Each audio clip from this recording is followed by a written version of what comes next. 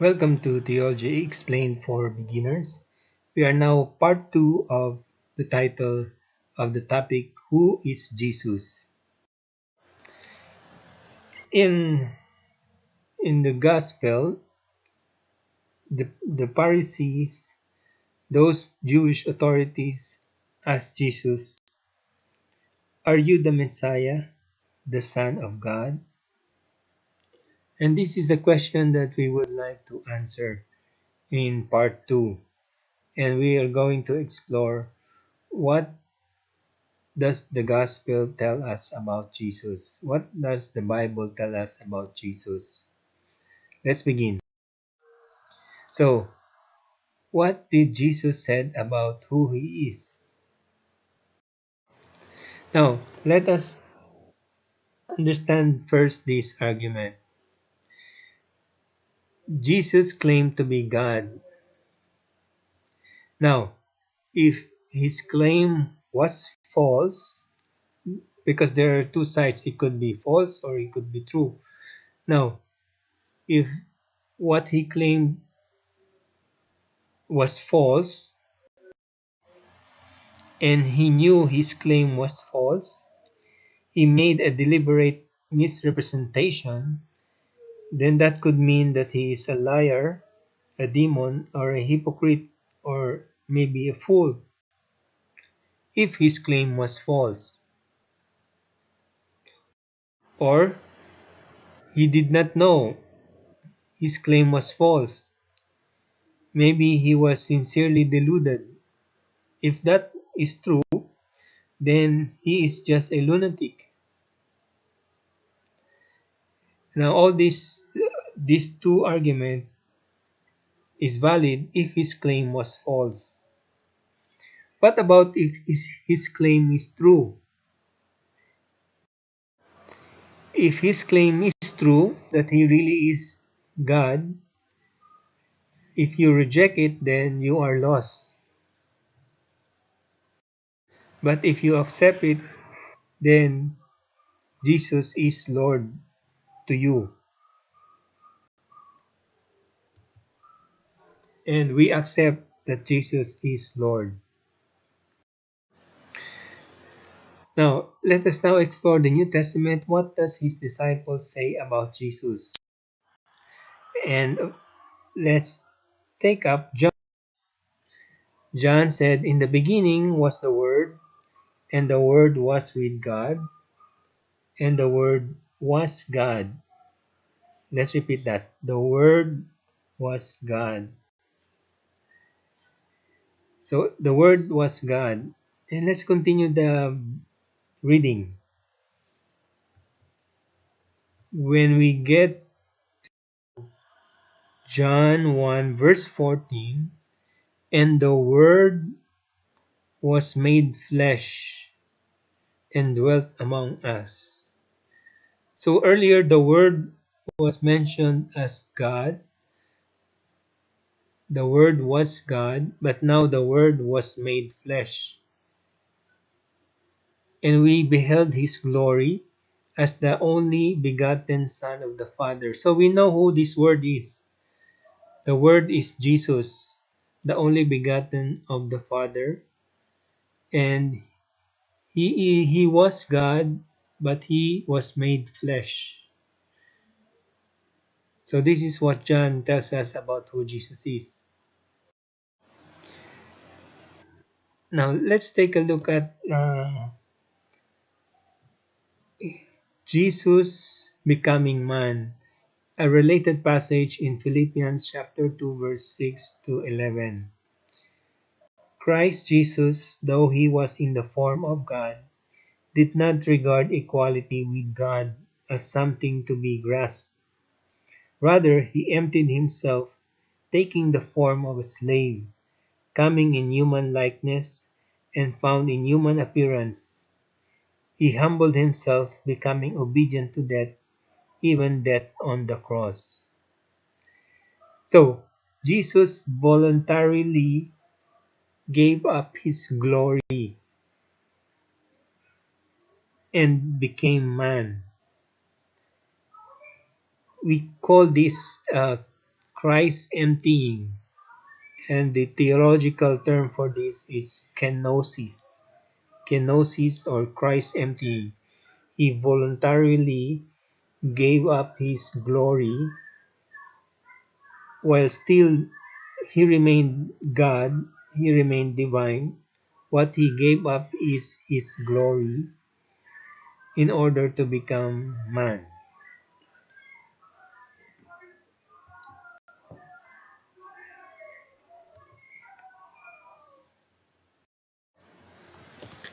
Just a few terms, and let's define these three terms. Incarnation is a biblical understanding that Christ took on a human nature. Incarnation. Hypostatic union is the theological description of the union of the two natures of Christ. Hypostatic union. Theanthropos is the theological name of Christ, affirming that he is God-man. He is God-man. He is both God and man. So, Jesus, how much of Jesus is God? 100%. How much of Jesus is man? 100%. Not 50-50, but God 100%, man 100%. So if it is 100%, he is full God, not part God, but full God. And since 100% human, he is also full human. So these are the two natures, divine and human. But this is present in one person. Who is this one person? The second person of the Holy Trinity. He was already a person before he became man. He was the second person of the Holy Trinity from the beginning, and when he became man, he assumed a human nature. So, one person with two natures, human and divine.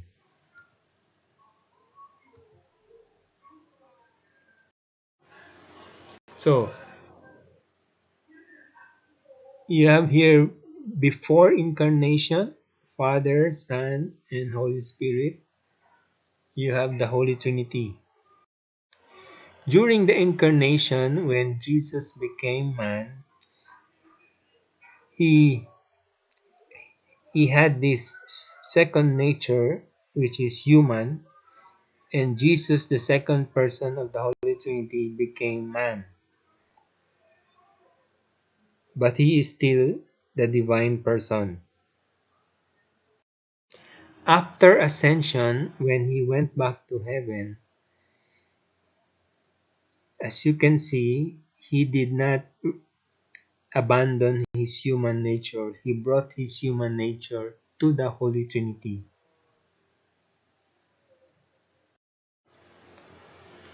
Now, let's take a look at some history of different councils. Council is when bishops from around the world, bishops of the church, gather together to to try to make up a clear answer of something that is happening during their time, like a confusion during their time. Let's say, for example, about whether Jesus is fully God. And so this confusion, which was brought about by Arianism, in 325 there was a council in Nicaea. And this council affirmed that Jesus is fully God. And during this council, Arianism was condemned.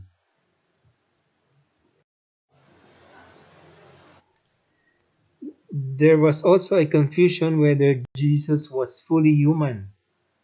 And so there was a council in Constantinople. Constantinople I is the name of this council, and it happened in 381.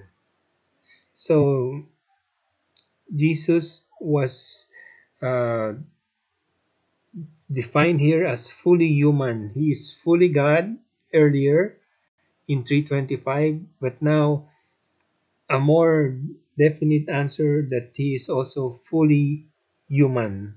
So he is now fully God, fully human.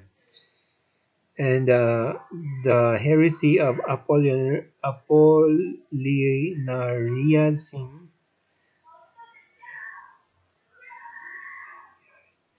was condemned.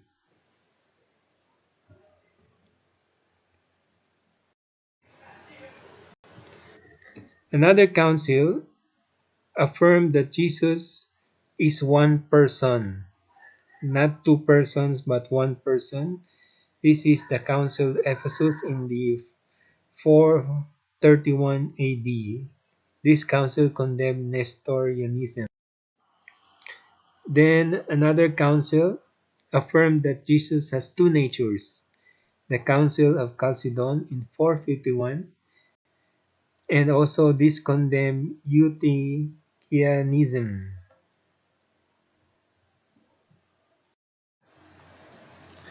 So let's take a look at the writings of Paul about Jesus.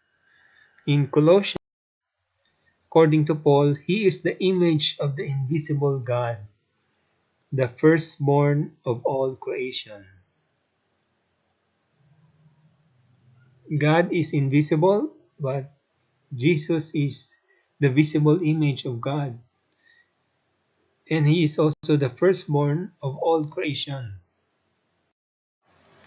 For in him, this is the explanation, were created all things in heaven and on earth, the visible and the invisible, whether thrones or dominions, principalities or powers. These are the choirs of angels. All things were created through him and for him. This is the explanation why he is the firstborn of all creation. So let's connect that with, let's take a look at John and as well as Colossians. In the beginning was the Word, and the Word was with God, and the Word was God. All things were made by him, and without him was not anything made that was made. And this is related with Colossians 1. In whom we have redemption through his blood, even the forgiveness of sins. For by him were all things created, that are in heaven and that are in earth.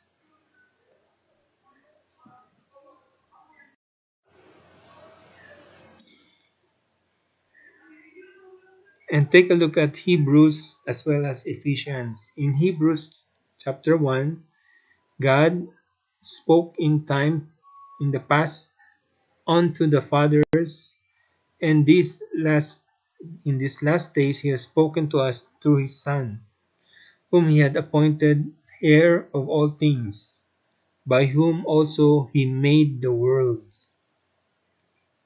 In Ephesians, and to make all men see what is the fellowship of the mystery, which from the beginning of the world had been hidden in God, who created all things by Jesus Christ.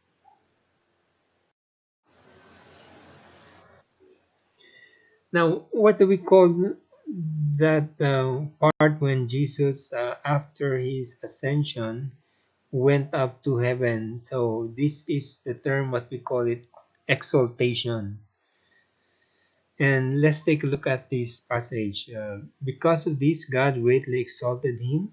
This is the continuation of Philippians chapter 2, verse 9. Because of this, God greatly exalted him and bestowed in him the name that is above every name, that at the name of Jesus every knee should bend, and those in heaven and on earth and under the earth, and every tongue confess that Jesus Christ is Lord, to the glory of God the Father.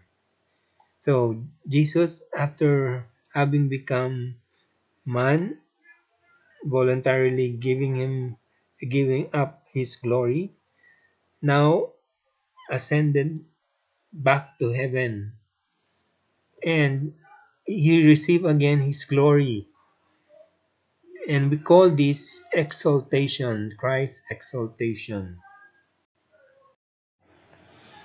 So you have kenosis, where Jesus went down.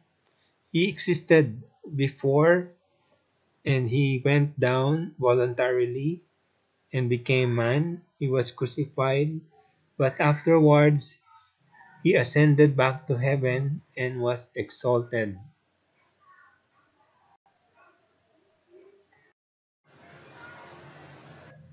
And we also believe that Jesus pre-existed before creation.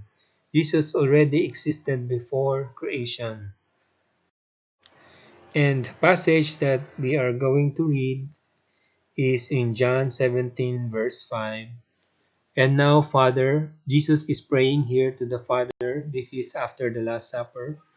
And now, Father, glorify me in your presence with the glory I had with you before the world began. So, here we can see here that Jesus is praying to the Father that that his glory be returned to him, and this glory that existed before the world began. So we believe that Jesus existed before creation because Jesus said so. This is John 17 verse 5.